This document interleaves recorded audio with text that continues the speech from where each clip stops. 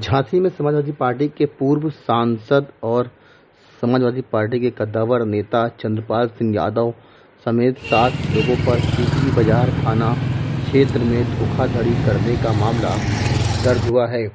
वहीं मुकदमा दर्ज होने के बाद पूर्व सांसद चंद्रपाल सिंह यादव का कहना है कि उनके खिलाफ साजिश के तहत मुकदमा दर्ज कराया गया है। जिसको लेकर मुकदमा दर्ज कराया गया है वो मकान 2.5 करोड़ में पहले ही खरीदा गया था, तब महिला ने कोई आपत्ति नहीं करी है। उनके पास मकान के खरीदे जाने के सभी प्रपत्र मौजूद हैं जो वो पुलिस को सौंपेंगे। फिलहाल मुकदमा दर्ज होने के बाद एक बार फिर से हड़कंप हड़कंप मचा हुआ है। जानकारी में आया है कि झांसी में हमारे विरुद्ध झांसी की श्रीमती सुदेश बेरी के द्वारा कुछ आरोप लगा करके हमारी शिकायत की गई है। वो हमारे घर के बिल्कुल पड़ोस में हमारी दीवार से दीवार उनकी लगी है।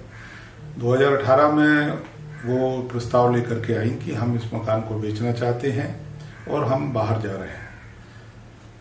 हमने बात की, तय करने के बाद 19 जनवरी 2019 में हमने उसका एग्रीमेंट करवाया और एग्रीमेंट करवाने में उनको जो पैसा तय हुआ उपलब्ध करा दिया, उनके खाते में उपलब्ध करा दिया। इसके पश्चात उसमें 2 वर्ष का टाइम दिया गया था रजिस्ट्री के लिए, और जब समय आया हमने उनसे कहा और उन्होंने भी जा करके हमारी रजिस्ट्री भी कर दी और जो शेष अमाउंट था हमने उनके खाते में उपलब्ध करा दिया।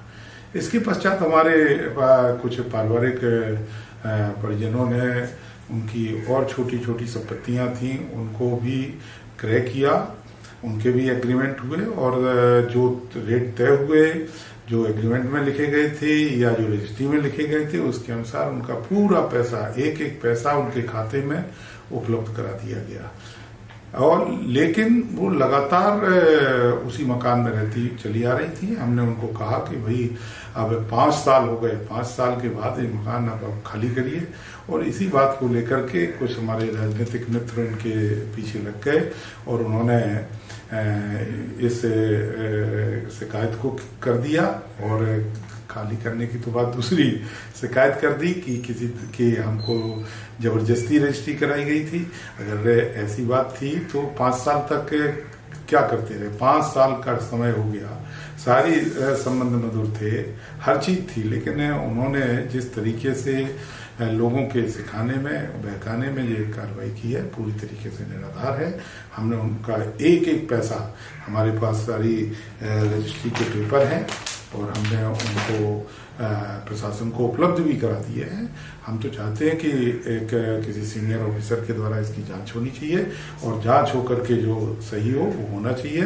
ये राजनीतिक षड्यंत्र के तहत केवल हमारी छवि को खराब करने के लिए, हमें बदनाम करने के लिए इस तरीके की कार्रवाई की गई है। मैंने आज तक कभी ना तो किसी के घर मकान पर कब्जा किया है, ना आज तक कभी किसी का हमने पैसा रोका है। एक एक पैसा मैंने उनका उपलब्ध कराया है, कोई पैसा बाकी नहीं है।